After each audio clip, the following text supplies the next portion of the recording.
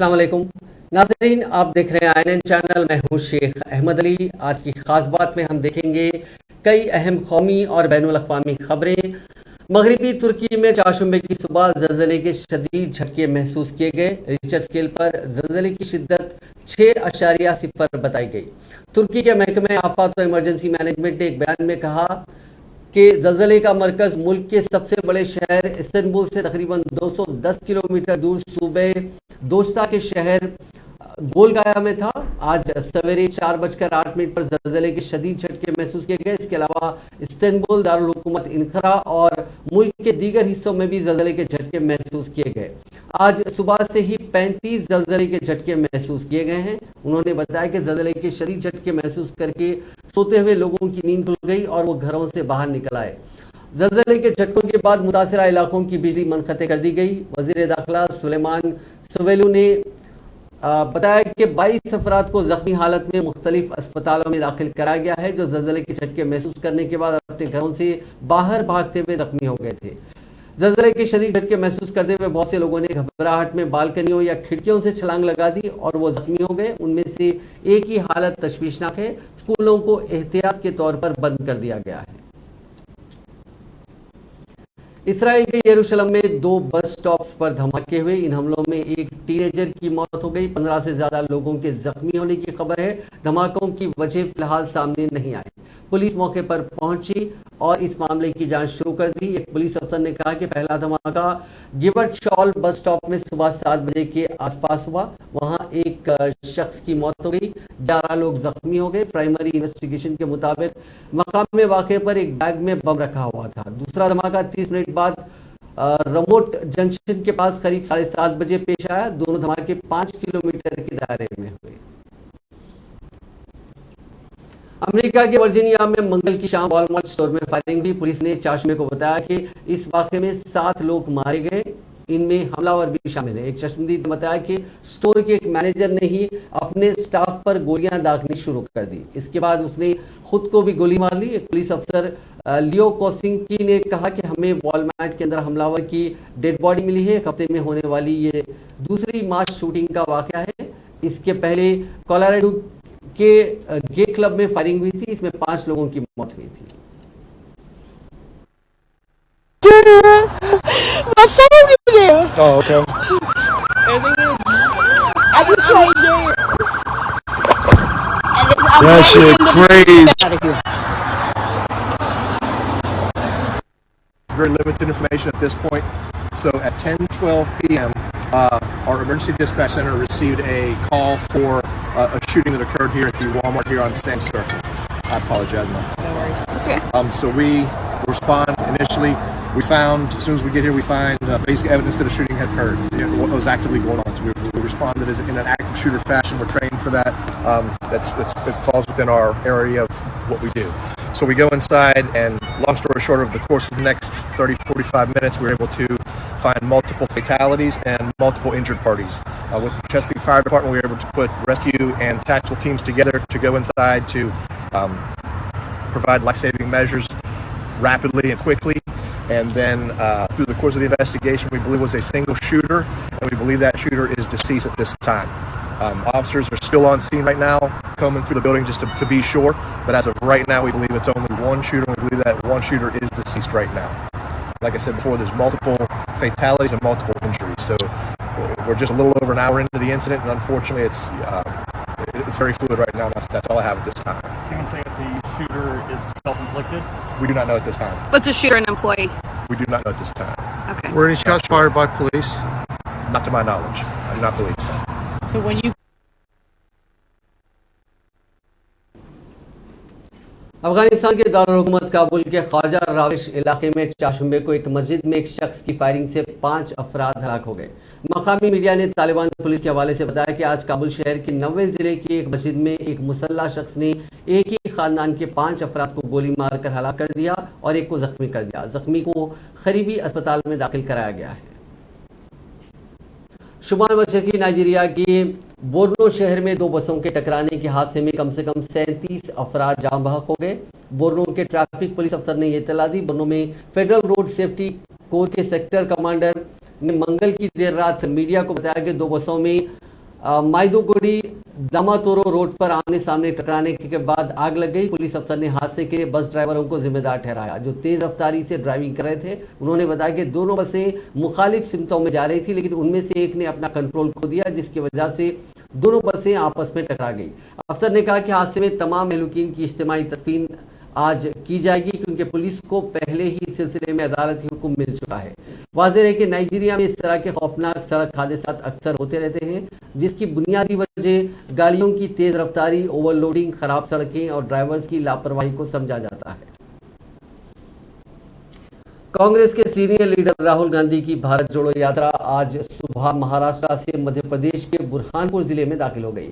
ये यात्रा 4 दिसंबर तक इस रियासत में रहेगी और जिले अगर मालवा से राजस्थान में दाखिल होगी। राहुल गांधी सुबह महाराष्ट्र के जलगांव जामो से बुरहानपुर जिले के बुदरेली गांव पहुंचे। वहां बंजारा रक्स के जरिए राहुल गांधी का इस्तकबाल किया गया। इस मौके पर कांग्रेस रहनुमा और कारकुन भी मौजूद थे। बाद राहुल गांधी पदयात्रा की शक्ल में बुदरेली गांव से भी आगे बढ़ गए और यात्रा सुबह तकरीबन 10 बजे के करीब बुरहानपुर जिले के जैनाबाद फाटा में वाक़ सेंट जेवियर इंटरनेशनल स्कूल पहुंची। वहां यात्रा का डे कैंप रहा। इस यात्रा में शामिल होने के लिए कांग्रेस जनरल सेक्रेटरी प्रियंका गांधी वाड्रा और उनके शौहर रॉबर्ट वाड्रा भी बुरहानपुर जिला पहुंच चुके हैं।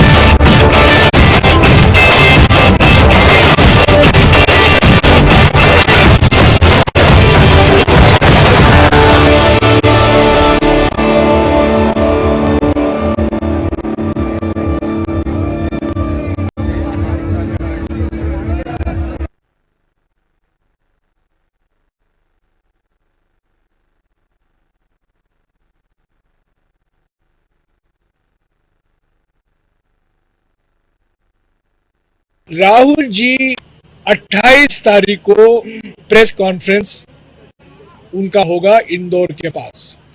कहां होगा, एग्जैक्ट लोकेशन आपको आज या कल करीब 40 मिनट के लिए उनकी भेंट वार्ता होगी। आप कुछ भी सवाल पूछ सकते हैं, आप चल भी सकते हैं राहुल जी के साथ, पर बिना कैमरा के और बिना माइक्रोफोन के आप चल सकते हैं। आप अपना नाम दे दीजिएगा, अगर आप चलना चाहते हैं सुबह या शाम हम चलवा देंगे, पर इंटरव्यू उनके साथ 1-on-1 अब नहीं हो पाएगा। पर प्रेस कॉन्फ्रेंस में आपको मौका मिलेगा।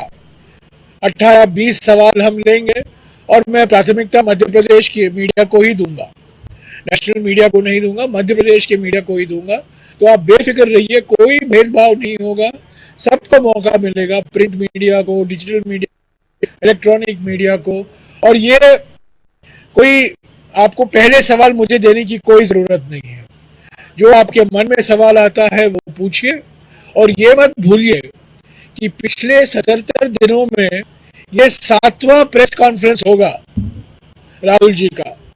और हमारे देश में एक व्यक्ति हैं जो 12 साल मुख्यमंत्री रहे, एक प्रेस कॉन्फ्रेंस नहीं दिया, 8 साल प्रधानमंत्री रहे, एक प्रेस कॉन्फ्रेंस नहीं दिया, और यहाँ एक व्यक्ति है जो 77 दिनों में 7 अलग राज्यों में अलग प्रेस कर रहे हैं।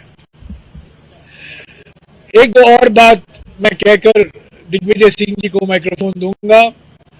रोज हम सुबह आज शुरू, पर कल से हम 6 बजे को शुरू करेंगे। आपका स्वागत है। आप किसी भी भारत यात्री के साथ बातचीत कर सकते हैं। किसी भी दिग्विजय सिंह जी हैं, कमलनाथ जी हैं, सभी नेता हैं, जयप्रकाश अग्रवाल जी हैं, आप किसी से भी बात कर सकते हैं। चलते चलते हम 6 बजे शुरू करेंगे। सुबह करीब 14 या 15 किलोमीटर हम चलते हैं। 9:30 बजे तक सुबह का सत्र समाप्त हो जाता है और दोपहर को हम 3:30 बजे शुरू करेंगे और दोपहर को करीब 8। कांग्रेस के साबिक सदर राहुल गांधी ने आज कहा कि मुल्क में नफरत, तशद्दुद और खौफ फैलाया जा रहा है और भारत जोड़ो यात्रा उसी के खिलाफ है। राहुल गांधी महाराष्ट्र से मध्य प्रदेश के बुरहानपुर जिले के बोदरेली में दाखिल हुए। इस दौरान रियासती कांग्रेस सदर कमलनाथ और दीगर कायदीन ने राहुल गांधी का इस्तकबाल किया। कौमी परचम की मुंतकली की तकरीब भी मुनक्किद की गई। इस मौके पर राहुल गांधी ने कहा कि मुल्क में नफरत, तशद्दुद और खौफ के माहौल की वजह से किसान, मजदूर और नौजवान सभी परेशान हैं। उन लोगों के दिलों में खौफ फैला जा रहा है। उन्हीं बातों के खिलाफ कांग्रेस ने भारत जोड़ो यात्रा निकालने का फैसला किया, जो कन्याकुमारी से शुरू हुई और कश्मीर तक पहुंचेगी। मुझे आज बहुत खुशी हो रही है। मध्य प्रदेश में हम पहला कदम रखे हैं। आपसे बहुत बातचीत होगी, बहुत गले लगेंगे आपसे, किसानों की समस्या समझेंगे। हर प्रदेश से थोड़ी अलग होती है। जैसे यहां पे मैंने देखा, यहां पे केले के खेत, वहां पे कपास के खेत, तो हर किसान हर स्टेट में थोड़ा अलग होता है, हर डिस्ट्रिक्ट में थोड़ा अलग होता है। हम 7-8 घंटे चलते हैं। आज थोड़ा लेट हो गए, आज 7:20 हो गए। हम आमतौर से 6 बजे सुबह शुरू करते हैं और 7-8 बजे तक हम चलते हैं। 25 किलोमीटर एवरेज बनता है और उसमें हम चलते हुए हम बातचीत नहीं करते, हम अपनी बात नहीं रखते। मुंह बंद कान खुले, बता रहा हूं, मुंह बंद कान खुले। मन की बात नहीं, हमारी मन की बात नहीं, आपके मन की बात क्या है, किसानों की मन की बात क्या है, बहनों की, युवाओं की मन की बात क्या है, मजदूरों की मन की बात क्या है, छोटे व्यापारियों की मन की बात क्या है, ये हम सुनते हैं, दिन भर सुनते हैं। और फिर 15 मिनट, ज्यादा से ज्यादा 20 मिनट, 7 बजे शाम को हम अपनी बात रखते हैं। तो बहुत मजा आएगा। कांग्रेस के कार्यकर्ताओं को थोड़ी थकान होगी और आप देखना, लाखों लोग, लाखों किसान, लाखों युवा, बेरोजगार युवा इस यात्रा में शामिल होंगे और पूरे मध्य प्रदेश में चल के दिखाएंगे। ये यात्रा हमने कन्याकुमारी में शुरू की थी और जब हमने शुरू की तो विपक्ष के लोगों ने कहा था कि हिंदुस्तान 3600 किलोमीटर लंबा है और ये पैदल किया नहीं जा सकता। और अब हम मध्य प्रदेश। कांग्रेस के सदर मल्लिकार्जुन खड़गे ने 4 मई को मेघालय के मगरबी जैनतिया हिल्स जिले के मकरोहा गांव में फायरिंग के वाकये में 6 लोगों की हलाकत पर रंजो गम का इजहार किया। खड़गे ने ट्वीट किया कि आसाम मेघालय सरहद पर फायरिंग का वाकया जिसमें 6 लोगों की मौत हो गई है, इंतहाई अफसोसनाक है। बीजेपी की ज़ेरे क़यादत नॉर्थ ईस्ट डेमोक्रेटिक अलायंस को निशाना बनाते हुए खड़गे ने कहा कि बीजेपी का एनडीए इत्तेहाद नाकाम रहा। अब वक्त आ गया है मरकजी वजीर दाखिला दोनों रियासतों के दरमियान सरहदी तनाज़े को हल करे, इससे पहले कि हालात मजीद संगीन हो जाएं। कांग्रेस सदर ने आवाम से अमन बरकरार रखने की अपील भी की। मंगल की सुबह मेघालय के गांव के लोगों और आसाम पुलिस के दरमियान पुरतशद्दुद झड़पें हुई थी, जिसमें मेघालय के 5 शहरियों और आसाम के एक फॉरेस्ट गार्ड समेत 6 अफराद हलाक और 2 शहरी शदीद जख्मी हो गए थे। दिल्ली के कांग्रेस हेडक्वार्टर्स में 4 दिसंबर को स्टीयरिंग कमेटी की मीटिंग होगी जिसकी सदारत मल्लिकार्जुन खड़गे करेंगे। मीटिंग में भारत जोड़ो यात्रा का रिव्यू किया जाएगा। खड़गे के कांग्रेस सदर बनने के बाद ये पार्टी की पहली मीटिंग होगी।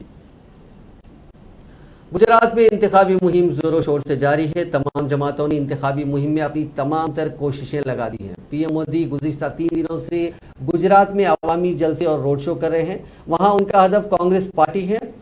दाहोद में एक जलसे आम से खिताब करते हुए वज़ीर आज़म नरेंद्र मोदी ने सवाल किया कि अगर अपोजिशन पार्टियों को कबायलियों की इतनी फिक्र है तो कांग्रेस ने सदारती इंतखाब में द्रौपदी मुर्मू की हिमायत क्यों नहीं की। वो वसती गुजरात के कबायली अक्सरियती कस्बे दाहोद में इलाके में बीजेपी उम्मीदवार के लिए एक इंतखाबी रैली से खिताब कर रहे थे। असेंबली इंतखाबात के दूसरे मरहले में वसती गुजरात के हलकों में 5 दिसंबर को पोलिंग होगी।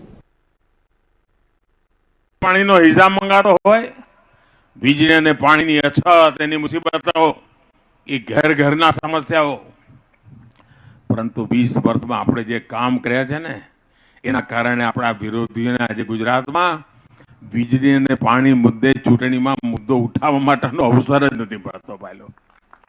મને તો યાદ છે કેટલાક કામો એવા આપણે કરેલા કે ગુજરાત વિધાનસભામાં વિપક્ષને પ્રશ્નો પૂછવા માટે ખૂટી ગયા હતા. પ્રશ્નો જ નહોતા હતા. વિધાનસભામાં પ્રશ્ન કયો પૂછવો એ એમને મુશ્કેલ પડતી, એટલે જૂના ને જૂના કાઢીને ફરી પૂછ્યા કરે. ભાઈઓ બહેનો, આની પાછળ યોજનાબદ્ધ રીતે તપસ્યા કરી છે. एक પછી एक कांग्रेस की 5 नस्लों की क़यादत पर बी आर अम्बेडकर की तौहीन करने और दलितों को वोट बैंक के तौर पर इस्तेमाल करने का इल्जाम लगाते हुए मरकजी वजीर दाखिला अमित शाह ने 4 शुबे को कहा कि ये बीजेपी ही थी जिसने आइन के chief architect doctor B R Ambedkar के लिए 5 यादगारें तामीर की, जिनमें एक लंदन में भी शामिल है। गुजरात में दसाड़ा असेंबली सीट पर इंतखाबी रैली से खिताब करते हुए अमित शाह ने कहा कि इतने सालों से कांग्रेस ने सिर्फ दलितों के हवाले से सियासत की, लेकिन नरेंद्र मोदी के वजीर आजम बनने के बाद 2 सदर बनाए गए। बीजेपी हुकूमत ने एक आदिवासी खातून का तकर्रुर किया। गरीब घराने की सदर द्रौपदी मुर्मू बनी और दूसरे दलित सदर रामनाथ कोविंद थे।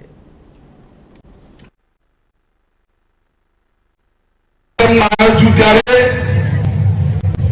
અમારા ઉમેદવાર પરસોત્તમભાઈ ખેંગારભાઈ પરમાર, આગળ આવો પરસોત્તમભાઈ. પરસોત્તમભાઈને જંગી બહુમતીથી જીતાડવાના છે. જીતાડશો? પાક્કું ને? અને હું વિશ્વાસ આપીને દઉં છું આવતી વખતે મારે સભા કરવા ન પડે, પરસોત્તમભાઈના કામથી તમે એમને જીતાડી દેશો એવું કામ. માતાઓ, ભાઈઓ, બહેનો, 2014માં જ્યારે નરેન્દ્ર મોદી સાહેબ એનડીએના નેતા તરીકે ચૂંટાયા ત્યારે નરેન્દ્ર મોદી સાહેબે એક ભાષણ કર્યું હતું. सेंट्रल हॉल ની અંદર કે અમારી સરકાર ગરીબોની સરકાર છે, મારી સરકાર દલિતોની, આદિવાસીઓની, મારી સરકાર पिछड़ा वर्गની સરકાર છે, મારી સરકાર સ્વયં છે. આવા ભાષણ કોંગ્રેસે અનેક વાર કર્યા.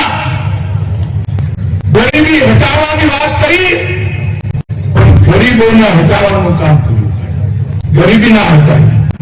नरेंद्र भाई 8 वर्ष की अंदर काश्मीर थी कन्याकुमारी कच्छ થી કામાખ્યા સુધી આખા દેશની અંદર ગરીબોના જીવન સ્તરને ઉપર ઉઠાવવાનું કામ આપણા નેતા નરેન્દ્રભાઈ મોદી દેશની 13 કરોડ ગરીબ બહેનોને ગેસના સિલિન્ડર આપી એમની ઝૂંપડીને ધુમાડા રહિત બનાવવાનું કામ નરેન્દ્રભાઈ કર્યું છે. બહુ જોરથી તાળી મારો. 13 કરોડ બહેનો, 10 કરોડ ઘરોની અંદર શૌચાલય પહોંચાડી બહેનોની શરમ બાંધવાનું કામ આપણા નેતા અને દેશના વડાપ્રધાન નરેન્દ્ર મોદીએ. 3 કરોડ ગરીબોને ઘર આપ્યા.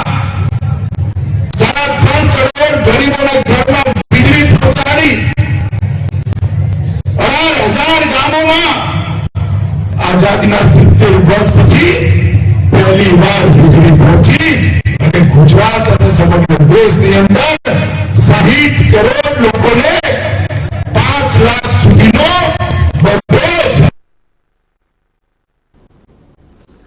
गुज़िश्ता दिनों सुप्रीम कोर्ट में चीफ इलेक्शन कमिश्नर और इलेक्शन कमिश्नर्स की तकर्री से मुतालिक दाखिले अर्जी पर समाअत के दौरान अदालत ने मरकजी हुकूमत पर तल्ख तबसरे करने के साथ साथ उससे कई सवाल भी किए थे। 23 नवंबर को इस मामले में फिर समाअत हुई, जिसमें मरकजी हुकूमत ने अपनी बात सामने रखी। दरअसल सुप्रीम कोर्ट मुस्तकबिल में कॉलेजियम सिस्टम के तहत सीईसी और ईसी यानी चीफ इलेक्शन कमिश्नर और इलेक्शन कमिश्नर्स की तकर्री के अमल पर 23 अक्टूबर 2018 को दाखिल की गई एक अर्जी पर समाअत कर रही थी। इस अर्जी में इल्जाम आयद किया गया कि मरकज यकतरफा इंतखाबी कमीशन के अरकान की तकर्री करती है। इस मामले में 5 जजों जस्टिस अजय रस्तोगी, अनिरुद्ध बोस, ऋषिकेश राय और सीटी कुमार की बेंच समाअत कर रही है। अर्जी में मुतालबा किया गया है कि इलेक्शन कमिश्नर्स की तकर्री का काम सुप्रीम कोर्ट के चीफ जस्टिस, वजीर आजम और लोकसभा में हिज़्ब मुखालिफ लीडर की कमेटी को सौंपा जाना चाहिए। आज हुई समाअत के दौरान अदालत ने कहा कि चीफ इलेक्शन कमिश्नर को इतना मजबूत होना चाहिए कि अगर कल वजीर आजम के ऊपर भी किसी गलती का इल्जाम लगता है तो वो अपनी जिम्मेदारी निभा सके। इस पर मरकजी हुकूमत की तरफ से जवाब दिया गया कि सिर्फ तसव्वुरात की बुनियाद पर मरकजी काबीना पर अदम एतमाद नहीं किया जाना चाहिए। अब भी अहल लोगों का ही इंतखाब किया जा रहा है। अदालत उस्मा का कहना है कि आइन में चीफ इलेक्शन कमिश्नर और 2 इलेक्शन कमिश्नर्स के कंधों पर अहम जिम्मेदारियां दी गई हैं, इसलिए उनकी तकर्री के वक्त गैर जानिबदार और शफाफ अमल इख्तियार किया जाना चाहिए ताकि बेहतर शख्सी इस ओहदे पर तकर्रुर किया जा सके। अदालत ने कहा कि इस बारे में आईनी खामोशी का फायदा उठाया जा रहा है। गुजरात इंतखाबात में अब सिर्फ एक हफ्ता बाकी रह गया है। पहले मरहले की वोटिंग 1 दिसंबर को होने जा रही है और इससे पहले ही पार्टी अपनी पूरी ताकत इंतखाबी मुहिम में झोंक रही है। बीजेपी की तरफ से भी तजुर्बेकार कायदीन की पूरी फौज को मैदान में उतारा गया। गुजरात इंतखाबात में पार्टी उम्मीदवार के लिए वोट मांगने में मसरूफ आसाम के वजीर आला हेमंत बिस्वा शर्मा ने यकसान सिविल कोड का शोशा छोड़ा। गुजरात में एक रैली से खिताब करते हुए आसाम के वजीर आला हेमंत बिस्वा शर्मा ने कहा कि अगर एक हिंदू एक से शादी करता है तो दूसरे मज़ाहिब के लोगों को भी एक ही शादी करनी पड़ेगी। मुल्क में यकसान सिविल कोड का निफाज होना चाहिए। एक शख्स 2-3 शादियां करता है, आखिर आप 2-3 शादियां क्यों करेंगे? मुल्क में जब हिंदू एक शादी करता है तो दूसरे मज़ाहिब वालों को भी एक ही शादी करनी चाहिए। वज़ीर आला शर्मा ने रैली में यकसान सिविल कोड का मसला उठाते हुए मुल्क में यकसान सिविल कोड नाफिज करने की जरूरत पर बात की। ख्याल रहे कि उत्तराखंड की तरह बीजेपी ने अपने मंशूर में हिमाचल प्रदेश और गुजरात दोनों में यकसान सिविल कोड नाफिज करने की बात कही है। यह उत्तराखंड के इंतखाबात में बड़ा मसला बन गया था। आसाम के वज़ीर आला ने श्रद्धा कत्ल केस के मुलजिम आफ्ताब की भी गुजरात इंतखाबात में एंट्री कराई। उन्होंने कहा कि आफ्ताब नामी मुसलमान लड़के ने एक हिंदू लड़की के 35 टुकड़े कर दिए। उसने लड़की को शादी का झांसा देकर ये सब किया। वो दूसरी लड़कियों को भी डेट करता था। उन्होंने कहा कि मुल्क में बहुत से आफ्ताब हैं, लिहाजा लव जिहाद के खिलाफ कानून बनाया जाए।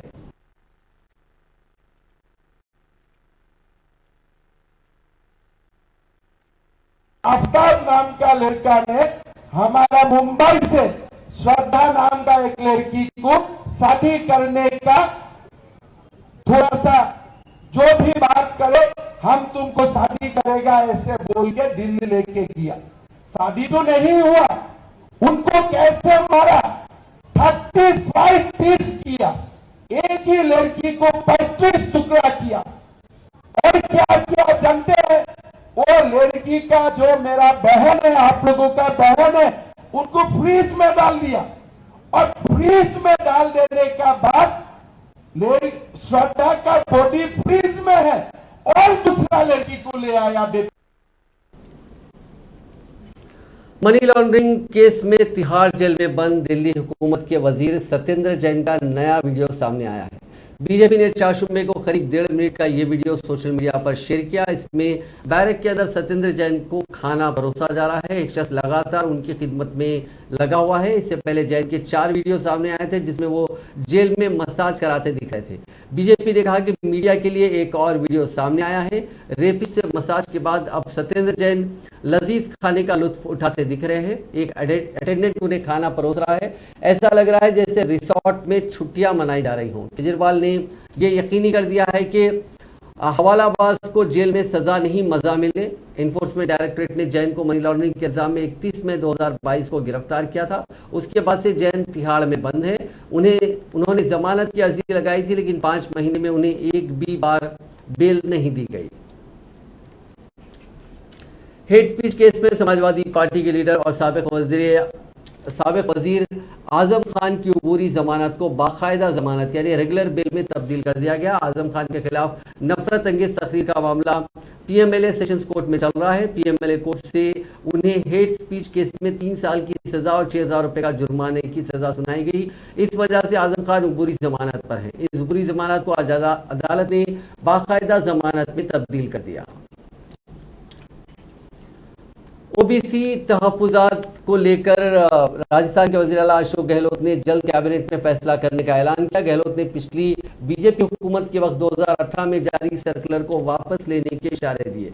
कल कैबिनेट की मीटिंग में ओबीसी तहफुजात पर फैसला होना तय माना जा रहा है। गहलोत ने ओबीसी मुद्दे पर नाम लिए बिना कांग्रेस कायद हरीश चौधरी को इशारों में निशाने पर लेते हुए कहा कि कुछ लोग भ्रम फैला रहे हैं। गहलोत ने कहा कि ओबीसी नौजवानों की मांग भी वाजिब है। ओबीसी नौजवानों की जो मांग है, पिछली हुकूमत से टेक्निकल गलती हुई। हमने पूरा सर्वे कराया है। पूरे मुल्क की 16 रियासतों और मरकज के अंदर ओबीसी तहफुजात का जो फार्मूला है, वो फार्मूला राजस्थान में भी लागू किया जाएगा। प्रतिबद्ध और किस प्रकार देश को लीडरशिप दे, वो किस प्रकार जो ये बैठे लोग, फासिस्टी लोग बैठे हैं देश के अंदर, जो लोकतंत्र को कमजोर कर रहे हैं,